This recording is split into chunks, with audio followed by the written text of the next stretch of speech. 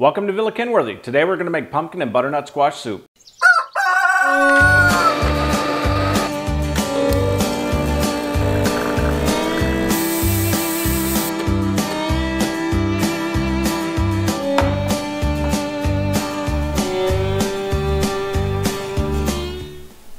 Welcome to Villakinworthy. I'm Dennis, and today we're going to make some butternut squash and pumpkin soup. These are a couple of items that you've seen in previous videos whenever I showed my pantry. I am almost running out, and I figured I better do a video on some of the stuff I've been making. So we're going to use pumpkin and butternut squash. I think they go together well. And then we're also going to add bacon into the mix, some of that homemade venison bacon. I've made this a couple of times, and I make it a little bit different each time, but it keeps turning out really good, so I wanted to share. So each time I do this, it's a little bit different. I thought I would just show you the ingredients I'm going to use for this one. And since there's no definite way to show you how big each pumpkin or butternut squash is going to be, you'll just have to do everything to taste. I don't want to give a definitive amount because it's different each and every time. So the other ingredient is going to be some turkey broth. I use different broths depending. I've used chicken, I've used beef. I use whatever I have available, and I had some left over from Christmas, and I just figured I'd use it for this recipe. And I'll be adding some water to get to the level I want, and then you just have to do everything to taste with the salt and the other ingredients. Well, the first thing we want to do is prep our gourds. I like to use my cleaver for these types of maneuvers just to make sure that I don't cut myself. A little bit heavier piece of steel works out well. What I like to do is I start on the first end that I want to cut off. I'll rock it back and forth and push it down in a little bit. Then I just pick up the gourd and I give it a little smack. And it pushes it right through. There we go. And I was able to keep my fingers clear so that I didn't cut them. Discard that. And I do the same thing on the other end. You might waste just a little bit of the gourd, but that's not as big a deal as cutting your finger. So just rock it back and forth a little bit. There you go. Now typically you don't want to be banging your gourds around because you'll bruise them, but we're getting ready to cook this one right away, so it's not going to have that big of an effect. I turn it up on end, and I do the same thing going down this way.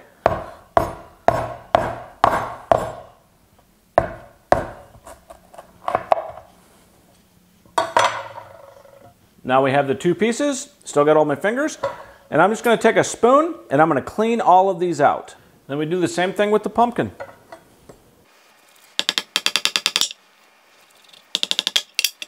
Well, these scraps right here usually just go to the compost pile. And again, I just take the spoon, I dig all of these out. You can save all the seeds. Sometimes we like to roast those off and throw some seasoning or maybe some sugar, or a lot of times we just use oil and a little bit of salt. Cook those off in the oven and they taste great once you let them cool. Next order of business is to take all the skin off. So this is basically what it looks like when it's all cleaned out. Here's one of the pumpkins. There's a little bit of stringy stuff in there. That's not a big deal. It kind of reminds me a little bit of the way spaghetti squash comes out, so don't worry about that. Whenever you cook it all up, it'll all soften. I usually turn them on the flat side down like this, and then you use some type of peeler. And I'm just going to pull all of the skin off with this peeler for both the pumpkins and the butternut squash. And all of this excess just goes to the compost pile.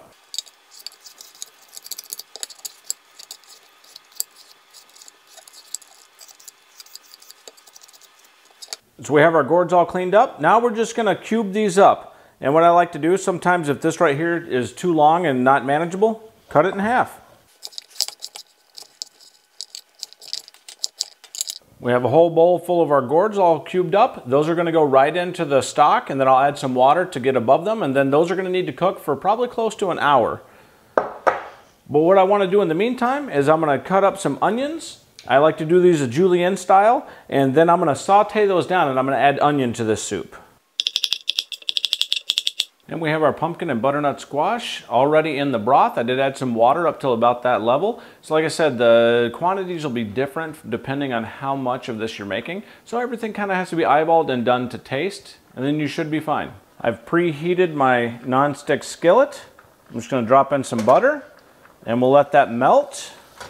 And then we'll drop in our onions.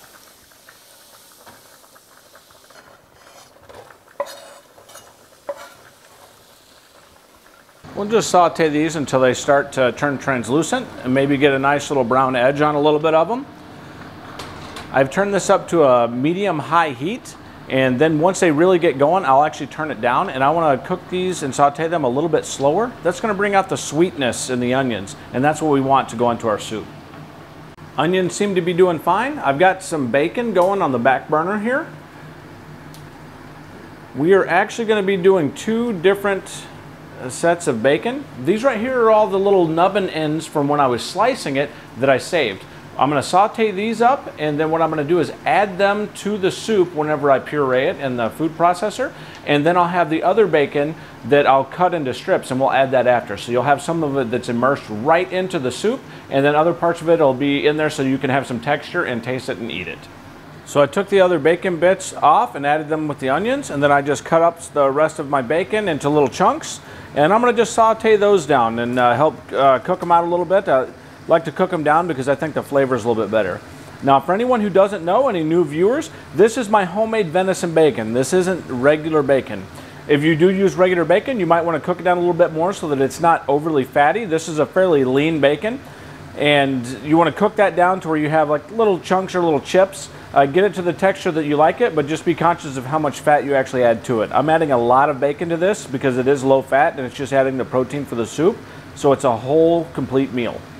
So everything's been cooking for a little bit. I can really smell that broth coming through.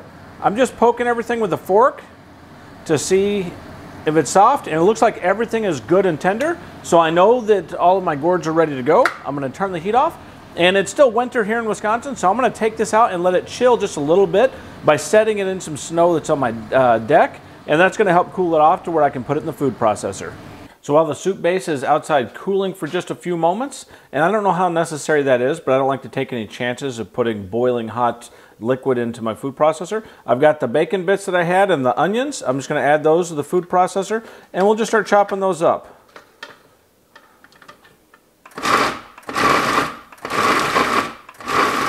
All right, and then we'll finish processing those with some of the soup stock.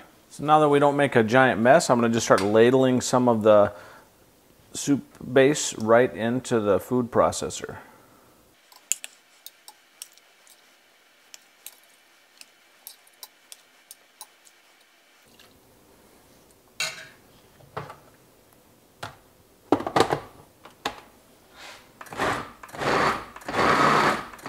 Now I'm going to let this puree until it has a really good smooth texture.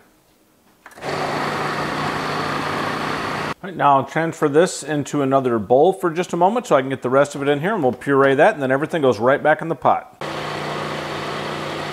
Got everything back in our pot. I'm going to go ahead and turn this up to medium heat.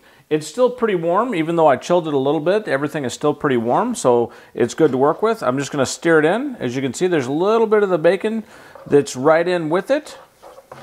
Now what I'm going to recommend that everyone does, before you start seasoning this or adding anything, go ahead and taste it a little bit. Just see what it tastes like. Everything that you should do for this soup, you should do to taste. So whatever your preference is, I'm just going to give you a few guidelines of what I do. So I can taste the bacon, I can taste the sweetness of the pumpkin and the butternut squash. As it cooks, it gets a little bit of a sweet taste. So we've got a good base. So now I'm going to start adding my ingredients. So the ingredient I'm going to add last is going to be the salt, because I want to make sure that I finish everything off and get just the right amount. You don't want to over salt it, and sometimes going in the beginning can cause that to happen.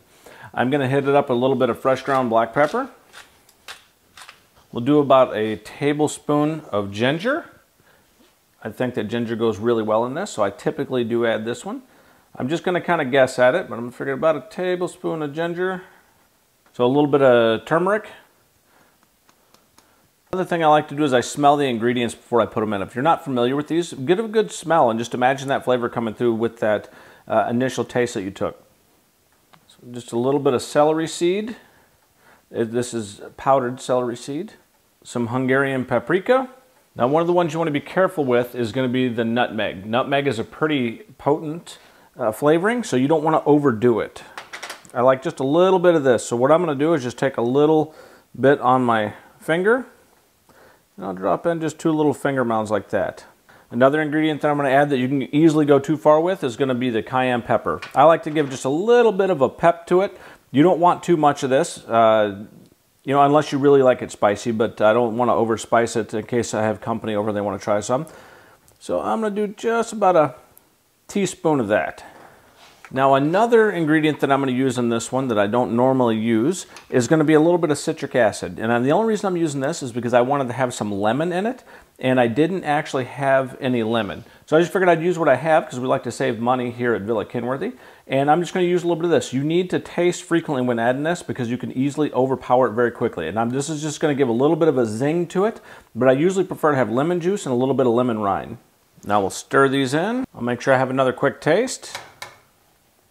And I think that's starting to come together pretty well. So now I'm going to start adding the salt. And I'm going to sprinkle it just kind of evenly across the top. And then I'll stir that in. And now we're starting to get somewhere. So now I can start balancing out the flavors with whatever I want more of. I think I will need a little bit more salt. I might go a touch more ginger and a touch more citric acid. But other than that, I think we're good to go. Just one more note, just to show everybody how I finish it up. I usually garnish it with a little bit of sour cream and some dill that I picked from my garden last year and I dried. It tastes awesome. And then you have yourself a good hearty meal.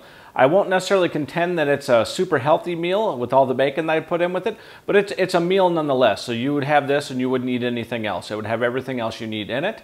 And I think it tastes pretty good. It's one of our winter staples to use up everything that we have from our garden. And if you have any other suggestions or if you've done something similar, drop some comments below. Let me know what you're thinking. If you have a different recipe you want me to try, I think I do have a couple of more pumpkins and I think maybe 3 butternut squashes left ready to go. So let me know. Another thing I want to mention is that my buddy Heath from Shepherd's Forge, that's his YouTube handle, he sent me over this block of Himalayan salt. He got this, and I guess some people have been cooking on it and using it. I have never used one, and I've never actually seen one used, so I'm going to set something up and give it a shot. If you've ever used one of these, drop some comments below and let me know. I want to know what you cook with it, what techniques you use. Does it make your food saltier? I really don't know, so we're going to check that out in one of our next videos. If you liked this video, please like, subscribe, and share. And thank you very much for tuning in. We'll see you next time.